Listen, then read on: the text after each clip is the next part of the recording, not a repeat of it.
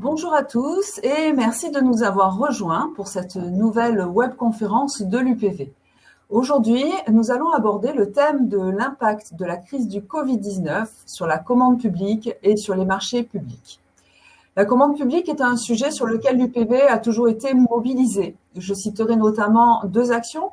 Tout d'abord, l'UPV est signataire de la charte départementale de la commande publique, visant à favoriser l'accès au marché public pour les TPE-PME. Et ensuite, la structure de formation UPVFD propose des formations sur les marchés publics, notamment pour l'accès à la commande publique et les stipulations financières des marchés.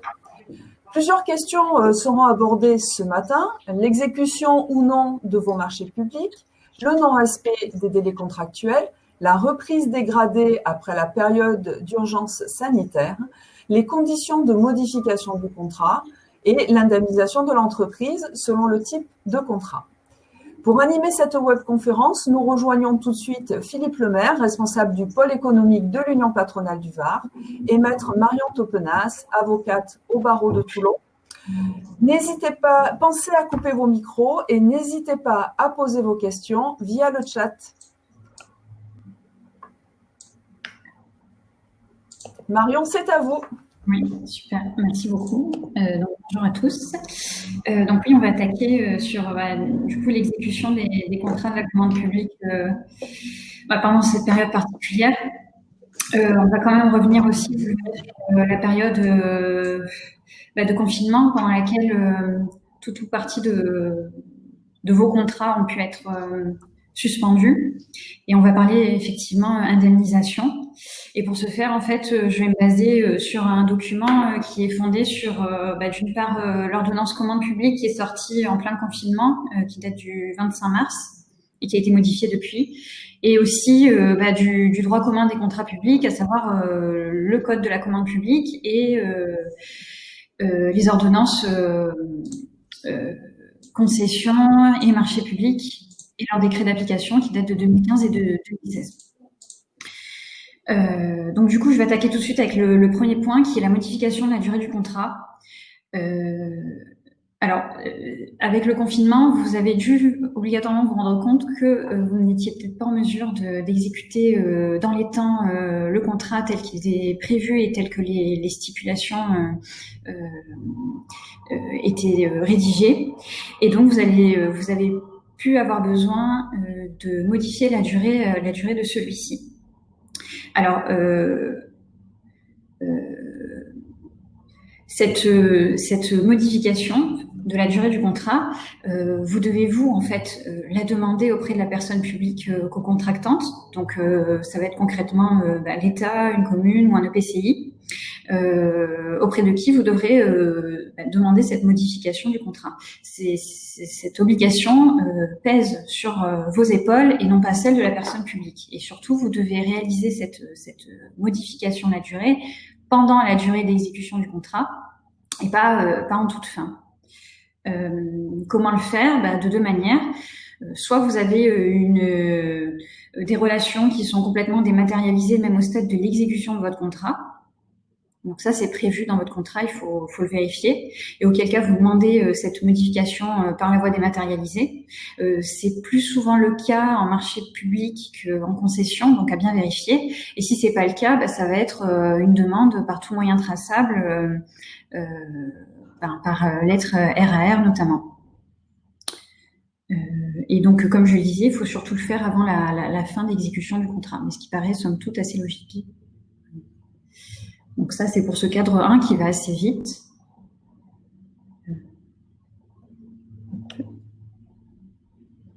Je ne sais pas si on arrive à zoomer. Ouais. Philippe, je ne sais pas si... Je ne vous entends pas.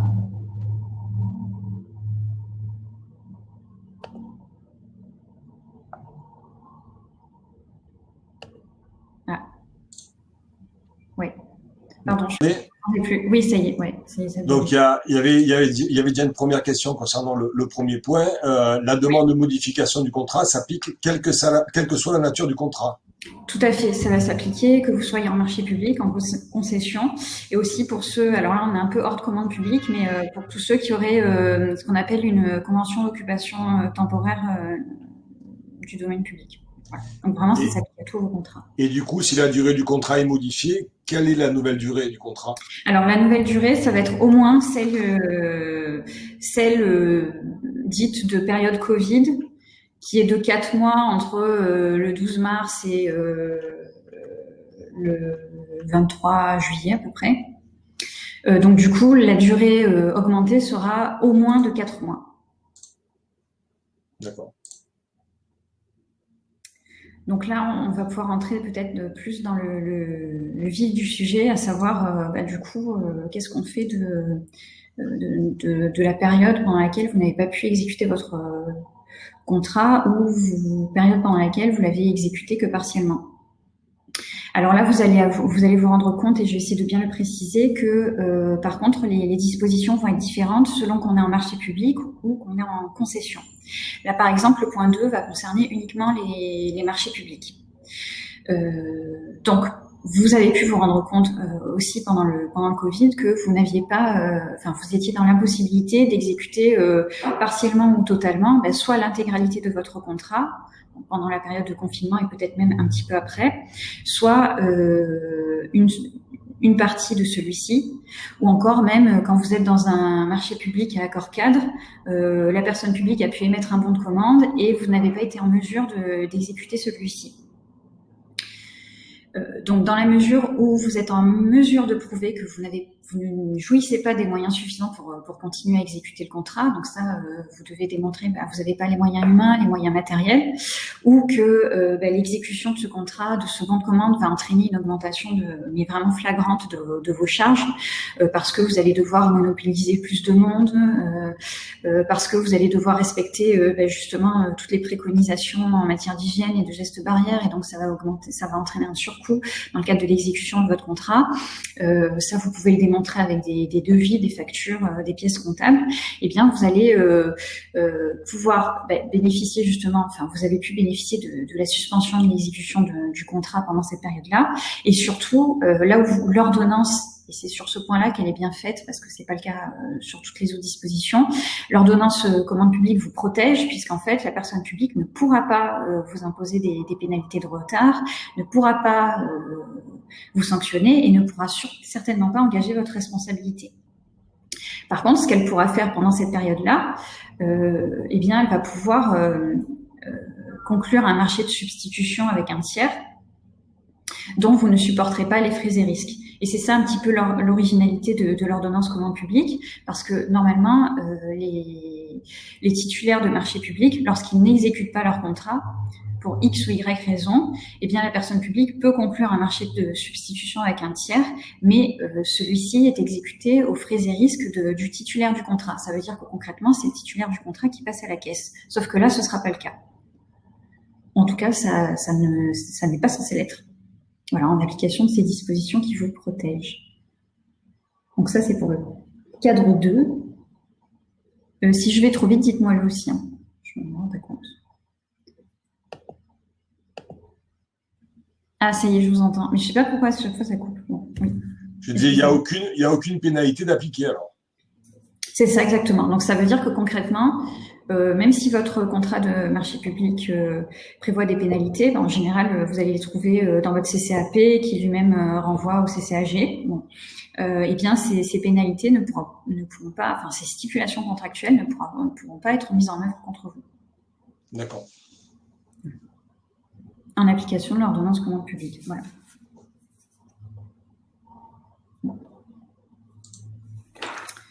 Donc du coup, on peut passer au cadre suivant. Alors là, on va être sur la phase d'annulation d'un bon de commande ou la résiliation d'un contrat. Donc pareil, bon de commande, je rappelle, mais normalement c'est quelque chose que vous maîtrisez quand vous êtes au stade d'exécution du contrat, hein, mais bon de commande, ça va être, vous êtes dans un accord cadre, soit vous êtes mono-attributaire de cet accord cadre, soit vous êtes multi-attributaire. La personne publique remet en concurrence les titulaires du marché, émet un bon de commande, et là vous vous rendez compte que finalement la personne publique annule ce bon de commande pendant la période du Covid, puisqu'il n'y a pas de nécessité pour elle à l'exécuter. Là, vous avez droit, enfin, vous pouvez demander une indemnisation, c'est ce qui est prévu par l'ordonnance commande publique. Maintenant, ça reste une simple faculté pour votre administration contractante et elle n'est pas obligée de procéder à cette indemnisation. Donc, quelles dépenses elle va pouvoir vous indemniser? Eh bien, enfin, de quelles dépenses on parle? On parle vraiment des dépenses qui ont été que vous auriez pu engager pour entamer l'exécution du contrat ou le simple bon de commande qui a fait l'objet d'une résiliation ou d'une annulation par l'acheteur, ou alors même l'hypothèse dans laquelle vous auriez commencé à exécuter votre bon de commande ou vous auriez continué à exécuter votre contrat. Finalement, la mission est stoppée pendant cette période particulière. Et bien là, l'administration peut vous indemniser des dépenses engagées lors du commencement d'exécution.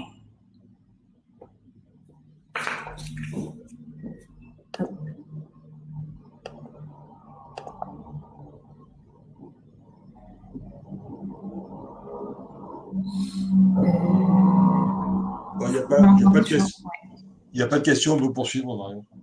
D'accord, ok.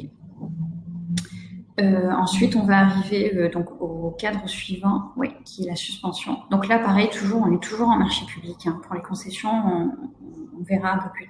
Enfin, on les verra après. Vous verrez que c'est un petit peu plus compliqué. Pour vos marchés publics, dans l'hypothèse où ceci aurait fait l'objet d'une suspension.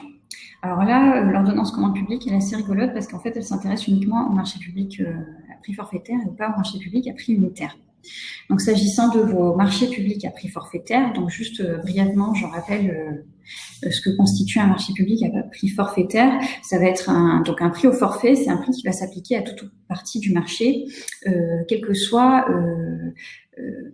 les quantités réalisées ou la prestation réalisée. Bon. Donc, vous êtes dans votre marché public à à prix forfaitaire. Celui-ci est suspendu, donc soit pendant uniquement la période de confinement, soit au-delà aussi. L'acheteur est tenu, en application de cette ordonnance commande publique, de procéder sans délai au règlement du marché en fonction des modalités et des montants stipulés par le contrat. Donc là, allez bien relire votre contrat et surtout la partie, surtout allez fouiller dans votre CCAP. Une fois que la période de suspension prend fin, normalement, vous devez procéder à une modification de votre contrat via la conclusion d'un avenant. Alors, cet avenant, qu'est-ce qu'il va comprendre? Il va comprendre en fait des précisions sur ce qui s'est passé pendant la suspension de l'exécution du contrat. Alors, soit il va acter la reprise à l'identique du contrat, et simplement la période de suspension, ainsi que les sommes qui auraient pu être versées, qui auraient pu vous être versées ou qui auraient dû vous être versées pendant cette période-là afin que vous puissiez les réclamer. Soit cet avenant va acter les modifications qui vont être nécessaires à la poursuite du contrat. Alors là, je ne vais pas m'y étendre parce qu'en fait, on va en parler un peu plus loin et vous verrez que ça va être assez commun pour les concessions et pour les marchés publics. Soit troisième possibilité, parce que vous n'êtes plus du tout en mesure d'exécuter votre contrat, eh bien l'avenant va acter simplement la résiliation du contrat. Pareil, on va parler indemnisation après.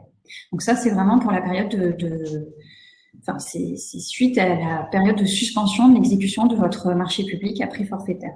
Marion, donc je ne sais pas si c'est maintenant, si c'est opportun, mais si après la date du 23 juillet, les tarifs ont augmenté, et qui ne peuvent pas être appliqués. Comment ça se passe? Comment ça qu'ils ne peuvent pas être appliqués? Je pense qu'ils ne peuvent pas être répercutés sur le marché. À moins que la personne qui a posé la question puisse la compléter. Bonjour, et après la date du 23 juillet, si les tarifs ont augmenté, ils ne peuvent plus être appliqués. Je pense que vous devez pouvoir demander malgré tout une modification du contrat. Ça va être utile, moi je pense, pour en fait modifier votre bordereau de prix en fait. Ça va valoir le coup sur ce point-là. Par contre, si vous dites ne peuvent plus être appliqués parce que vous êtes en fin d'exécution du contrat, que le contrat a pris fin, là ça vaudra le coup de demander peut-être une indemnisation. Exemple, les gants plus 300%. Oui, d'accord. Oui, alors ça va être en fait demander à l'administration une indemnisation de votre surcoût. Enfin, on va en parler après, mais je le résume très vite maintenant. Vous aurez deux possibilités. Soit vous demandez une modification du contrat en modifiant votre bordereau de prix et en intégrant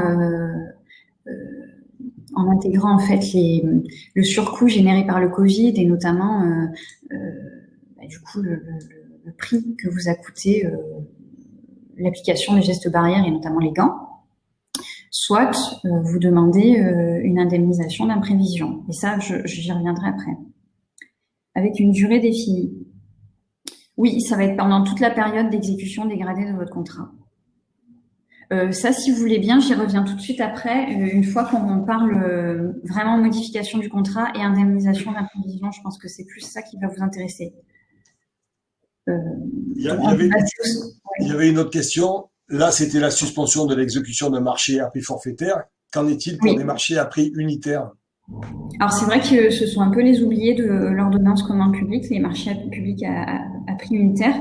Après, pour mémoire, le prix unitaire, c'est le fait d'être rémunéré sur la prestation qui est vraiment réalisée. Donc, il paraît logique que pendant la suspension du contrat, si la prestation n'est pas réalisée, vous ne pouvez pas être payé. Pour autant, ça vaudra le coup quand même de demander ensuite une modification du contrat pour peut-être augmenter le bordereau de prix unitaire de celui-ci une fois que vous recommencez à exécuter ce contrat, et ce, au fin de couvrir un peu la période de suspension pendant laquelle vous n'avez pas pu travailler. Alors, pareil, j'y reviendrai aussi au stade, vous allez voir, ce sera mes derniers encadrés 7 et 8.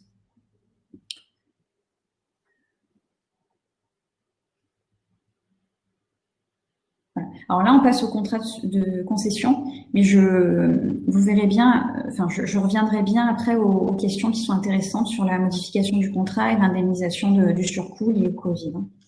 S'agissant donc des contrats de concession, l'ordonnance commande publique, elle prévoit deux dispositions.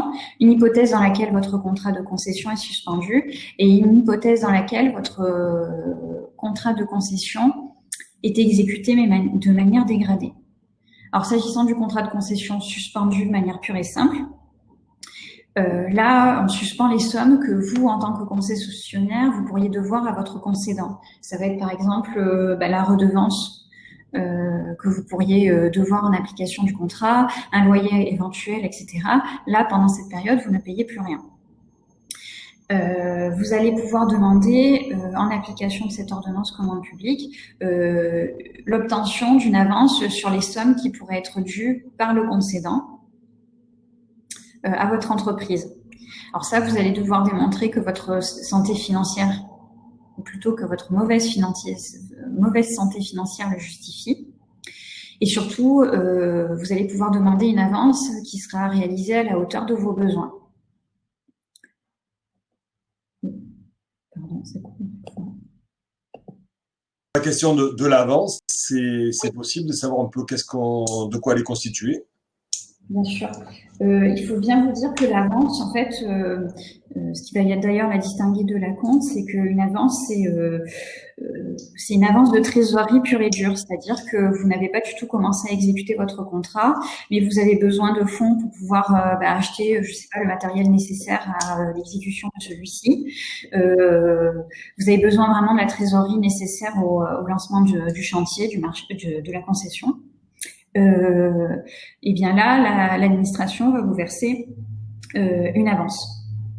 Celle-ci aura vocation à être ensuite remboursée par la suite. Et comment elle va être remboursée? En fait, elle va être remboursée soit sur la partie des acomptes que vous pourriez percevoir, soit sur ensuite les sommes dues qui seraient normalement dues par le concédant une fois que vous avez commencé à exécuter votre concession. Voilà.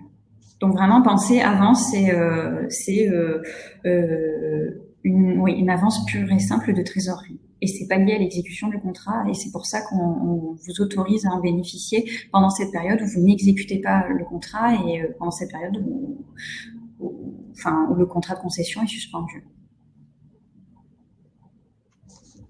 Merci. Donc, du coup, on peut passer au slide suivant. Super, merci. Alors là, on est dans une autre hypothèse qui est celle de l'exécution dégradée de la concession. Alors, d'ailleurs, c'est peut-être une hypothèse que vous allez plutôt rencontrer après la période de confinement, c'est-à-dire que vous reprenez doucement l'exécution du contrat, mais dans des conditions forcément dégradées, avec toujours pareil le respect des gestes barrières, avec du personnel en moins ou en plus mobilisé sur certaines tâches et pas d'autres, et sur l'impossibilité d'exécuter l'intégralité du contrat tel qu'initialement prévu dans les stipulations contractuelles. Donc vraiment, on parle ici de modifications significatives des modalités d'exécution du contrat, c'est-à-dire que vous reprenez vraiment dans des conditions très dégradées. Alors là, et c'est là où le bât blesse en fait, et c'est là où l'ordonnance n'est pas très bien rédigée et elle n'est pas très protectrice des entreprises, ce qui est dommage parce que l'intention du gouvernement à la base c'était justement de protéger celle-ci. C'est qu'en fait, en application de l'ordonnance commande publique, vous n'avez le droit, en application vraiment de ces dispositions, que de l'indemnisation du seul surcoût qui résulte de l'exécution dégradée. C'est-à-dire le surcoût concrètement, qu'est-ce que ça va prendre en compte? Ça va être tous les moyens supplémentaires nécessaires non prévus au contrat et tous ces moyens qui constituent une augmentation flagrante de vos charges.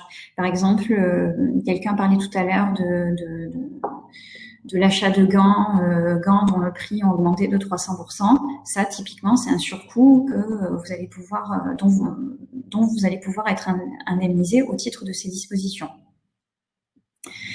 Par contre, au titre de ces dispositions, vous n'allez pas pouvoir être indemnisé, par exemple, du loyer que vous payez habituellement et je ne sais pas, pour lequel vous continuez à payer alors même que vous exécutez de manière dégradée et que forcément le bénéfice n'entre pas comme cela était prévu initialement. Ça revient à dire qu'on ne peut pas être indemnisé, que ce soit sur la perte, le manque à gagner ou le gain en... Exactement, c'est ça. C'est-à-dire que sur ces dispositions-là, elles sont vraiment pas protectrices parce que donc vous êtes indemnisé du seul surcoût, mais pas du gain manqué ni de la perte subie. C'est exactement ça. Et c'est pour ça qu'on va essayer en fait de retomber sur nos petits avec les éléments suivants que je vais vous présenter. Donc ça va être le slide suivant. Alors. D'ailleurs, là, est-ce qu'il serait possible de me mettre les cadres 7 et 8 en même temps? Ça va être un peu, peut-être trop... je sais pas si les gens vont bien voir, mais c'est assez intéressant. Alors là, vous avez deux choses. Vous avez l'hypothèse dans laquelle votre contrat, l'économie de celui-ci a été bouleversée de manière temporaire. Et là, vous allez pouvoir actionner la théorie de l'imprévision. Donc, attention, la théorie de l'imprévision, elle va avoir vocation à s'appliquer. Ah, pardon, excusez-moi, en parallèle, je lis la question. En fait, nous vendons des gants. Ah, c'est vous qui les vendez. OK. Ils augmentent chaque jour et on prévoit 300% d'augmentation d'ici août. On n'a pas de visibilité de prix, c'est juste au jour le jour.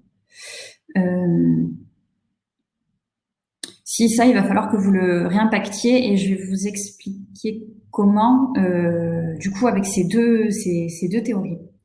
Donc, je reprends. Vous avez soit votre théorie de l'imprévision, donc c'est-à-dire que vous avez continué à exécuter votre contrat, mais forcément, il est exécuté de manière dégradée. Ça vous a coûté beaucoup plus cher pour l'exécuter et le Covid a entraîné vraiment un déficit d'exploitation qui est réellement important. Bon, dans ce cadre-là, vous allez pouvoir bénéficier d'une indemnité d'imprévision. À demander à qui? Eh bien, à demander à votre co-contractant administration. Donc, ça va être, comme je le disais tout à l'heure, votre commune, votre PCI, ou l'État. Bon. Ce qui est important de voir là, c'est que cette théorie de l'imprévision, elle va n'avoir à s'appliquer que pendant la période d'exécution dégradée. C'est-à-dire que, autrement posé, vous n'allez pas pouvoir, via cette théorie-là, être indemnisé de la période où le contrat il a été suspendu. Pareil, si je l'ai pas dit, je le précise ici, cette théorie, elle aura vocation à s'appliquer que vous soyez en marché public ou en concession. Donc, vous demandez une indemnité d'imprévision à votre personne publique, co-contractante, pour bénéficier d'une indemnisation à hauteur, alors en théorie, c'est censé aller jusqu'à 90% de votre déficit d'exploitation, sauf à ce que vous ayez des clauses particulières de votre contrat qui prévoient autrement. Alors après, attention, donc quand je dis clause particulière du contrat, vérifiez bien comment sont rédigées vos stipulations contractuelles. Si elles vous sont moins bénéfiques, à essayer d'appliquer la théorie de l'imprévision. Ce que je vous dis, c'est un petit peu à contre-courant. Pourquoi ? Parce que par exemple, on reprend les dispositions applicables aux concessions dont je vous parlais tout à l'heure. Je vais vous expliquer que on pouvait vous indemniser que au titre du surcoût. Donc en fait, si l'administration s'en tient qu'au surcoût et à l'ordonnance commande publique, vous ne pouvez pas être indemnisé de tout votre déficit d'exploitation. Donc c'est pour ça qu'il faudra demander à l'administration le bénéfice de cette théorie de l'imprévision. Là, la question qui se pose en doctrine, c'est de savoir si cette théorie de l'imprévision a la vocation à s'appliquer, y compris, nonobstant les dispositions qui prévoient qu'une simple indemnisation du surcoût. Moi, à mon sens, ça a vocation à s'appliquer. Pourquoi ? Parce que l'ordonnance commande publique, elle est prévue normalement pour protéger l'intérêt et la santé financière des entreprises. Donc, je vois pas pourquoi je vois pas comment l'administration pourrait s'opposer au bénéfice de cette indemnité d'imprévision. Et une dernière chose, parce que ça c'est pas précisé dans le petit document que vous avez en face, c'est que s'agissant donc de cette théorie de l'imprévision, quand vous allez faire votre demande d'indemnisation, listez bien vraiment, du coup justement tout ce déficit d'exploitation. Il faut essayer de bien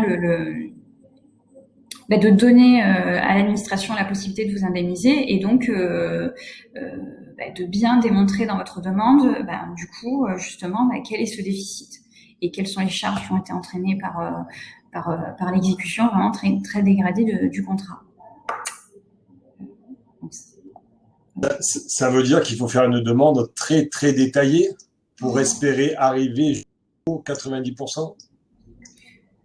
Oui, je pense, oui, ouais, complètement. Oui. Parce qu'en plus, je vous dis 90%, parfois on voit une indemnisation d'imprévision jusqu'à 95%, parfois c'est 50%. Donc le plus précis vous serez, le mieux ce sera pour bénéficier de votre indemnisation d'imprévision. Et donc là, on va pouvoir passer au dernier cadre. Et donc comme ça, je pourrais répondre à la question là sur les gants qui est vraiment intéressante parce que je pense que c'est un cas topique et qui va s'appliquer à plein de contrats pendant cette période Covid. Donc le dernier cadre, c'est la modification en fait définitive du contrat. C'est-à-dire qu'en fait, vous avez votre contrat, il est bouleversé de manière irrémédiable. Et là, vous allez avoir deux possibilités. Soit vous êtes vraiment, vous avez le couteau sous la gorge, et là, on va parler vraiment de résiliation du contrat parce que vous n'êtes plus du tout en mesure d'exécuter celui-ci. Donc là, on va appeler ça la résiliation pour force majeure administrative. Et là, à ce titre-là, vous allez pouvoir quand même bénéficier d'une indemnisation d'imprévision qui va résulter du fameux déficit d'exploitation, donc qui va être calculé de la même manière que ce que je l'ai expliqué tout à l'heure dans le cadre de la théorie de l'imprévision. Donc pareil, ça va être une résiliation donc du contrat. Sur la base de cette résiliation du contrat, vous demandez une indemnisation d'imprévision et demande d'indemnisation d'imprévision que vous allez devoir argumenter dans la même mesure que ce que j'ai expliqué précédemment. Par contre, autre possibilité, il y a une modification irrémédiable du contrat, mais vous êtes quand même en mesure d'exécuter le contrat, mais la santé financière forcément de votre entreprise a pâti de cette période Covid. Là, vous allez pouvoir demander une modification du prix de ce contrat pour circonstances imprévues. Et là, ce qu'exige, alors soit les ordonnances concession au marché public de 2015 et leur décret d'application. Si vous êtes, ça faut vérifier dans le contrat quel type de droit s'applique à vous. Soit le code de la commande publique qui est entré en vigueur le 1er avril 2019. La seule limite, c'est que la modification du prix du contrat n'excède pas 50% de la valeur initiale de ce contrat. Donc, par exemple, pour le cas des gants, typiquement, ça va être le cas. Soit vous allez avoir une augmentation du prix des gants que vous vendez qui va être temporaire. Si cette augmentation elle est temporaire, donc vous la ciblez de, je sais pas moi, de la période de mars à octobre, mettons, et après les prix retombent parce que c'est vraiment la fin du Covid. Dans ces cas-là, on va être vraiment sur un bouleversement temporaire de l'économie de votre contrat. Et dans ces cas-là, il sera plus opportun d'opter pour une indemnisation d'imprévision au sens du cadre numéro 7 que je vous avais mis, c'est-à-dire vous faites votre demande d'indemnisation d'imprévision. Par contre, si vous vous rendez compte que le prix des gants n'a pas vocation à baisser, ça vous allez vous en rendre compte, auquel cas il vaudra peut-être le coup de modifier complètement le prix du contrat. Et là, attention, la seule limite, c'est que le prix du contrat ne devra pas être modifié, ne devra pas être supérieur à 50% du prix initial du marché. Donc, vous auriez quand même tout intérêt à demander plutôt une indemnité d'imprévision plutôt que de modifier votre contrat. Parce que si on passe à 300%, à mon avis, vous allez péter les 50% de prix du marché dans lequel vous êtes enfermé pour pouvoir modifier votre contrat. Ça, c'est un calcul à faire. Alors, c'est vrai que là, le recul, vous l'avez pas tout de suite. Donc, il va peut-être falloir attendre un peu. Mais vous pouvez peut-être aussi commencer par demander une modification du contrat et ensuite, si vous voyez que le prix de 300% se prolonge dans le temps, mais que jusqu'à la période, je sais pas, de fin d'année, là, vous demandez plutôt une indemnité d'imprévision. J'espère que je suis claire. Le problème, c'est que là, on est encore dans une période qui est d'imprévision. D'accord. Oui, du coup, je lis, nous allons commencer par cette demande de modification. Oui, c'est opportun. Et alors, du coup, quelle est la procédure pour faire la modification du contrat? Et est-ce que ça doit être validé par la commission d'appel d'offres? Alors ça, c'est une très bonne question, parce qu'en fait, effectivement, la procédure, elle est assez lourde normalement, puisque vous devez donc demander votre modification du contrat à votre personne publique au contractant. Donc, on va prendre l'exemple d'une commune. La modification, normalement, elle doit faire l'objet d'une validation par la commission d'appel d'offres de la commune. Ensuite, ça doit passer normalement au conseil municipal, et ensuite ça doit passer au contrôle de légalité, c'est-à-dire que l'avenant qui est adopté par le conseil municipal va devant le contrôle de légalité, c'est-à-dire concrètement le représentant de l'État, à savoir le préfet. Là, concrètement, justement, parce qu'on est dans une période particulière, le gouvernement a prévu que l'avenant n'avait pas besoin de passer devant la commission d'appel d'offres. Même si l'augmentation du prix, par exemple, du marché public augmente de plus de 5%. Cette possibilité de passer outre l'avis de la commission d'appel d'offres, elle est mise en œuvre jusqu'au 10 septembre. Je me suis noté ça, jusqu'au 10 septembre. Donc, c'est effectivement le moment de demander les modifications. Ensuite, ça passera toujours devant votre conseil municipal. Ensuite, ça passera aussi au contrôle de légalité. Mais vu qu'on est dans une période vraiment où il y a une volonté de relance de l'économie par la commande publique, je vois pas quel serait le souci devant le conseil municipal ou même le préfet, dès lors que de toute façon les sommes sont d'ores et déjà budgétées, puisque les communes ont budgété les dépenses qui étaient normalement prévues et qui devaient normalement être affectées aux entreprises. Donc il n'y a pas de, pour moi là-dessus, il n'y a pas de questionnement particulier.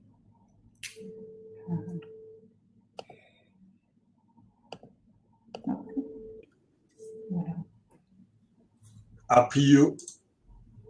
A priori, il n'y a plus de questions, donc c'est le moment si vous voulez encore poser une question à Maître Topenas. Et s'il y a un refus? S'il y a refus, alors il faut voir comment le refus est motivé, mais ça vaut le coup de contester ce refus. C'est-à-dire là, alors il faut voir ce que prévoit votre marché, votre contrat, mais du coup, vous le contestez soit auprès directement de votre personne publique ou contractante, soit vous allez directement devant le juge administratif pour contester le refus opposé par votre administration. La résiliation, ça dépend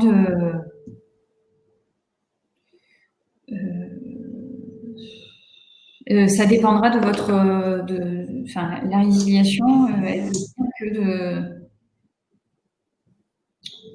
Je réfléchis à haute voix.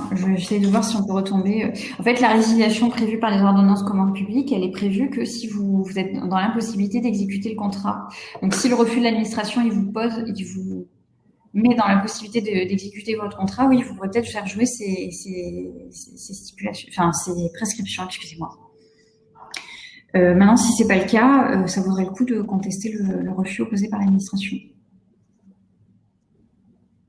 Et là, alors concrètement, comment ça se passe? Vous continuez d'exécuter bon an mal an votre contrat et en parallèle, vous demandez au juge administratif d'annuler la décision de refus de votre co-contractant, de procéder à soit à votre indemnisation, soit de procéder à la modification du contrat. Voilà. Ok. S'il n'y a plus de questions, il me reste à remercier Maître Topenas pour son intervention. Vous pourrez retrouver la webconférence en replay sur le site de l'UPV. J'en profite pour annoncer les 2 prochaines webconférences. Donc, il y en a une jeudi prochain, donc le jeudi 18 à 9 h, animée dans le cadre du comité départemental de prévention des risques psychosociaux sur le thème télétravail et risques psychosociaux.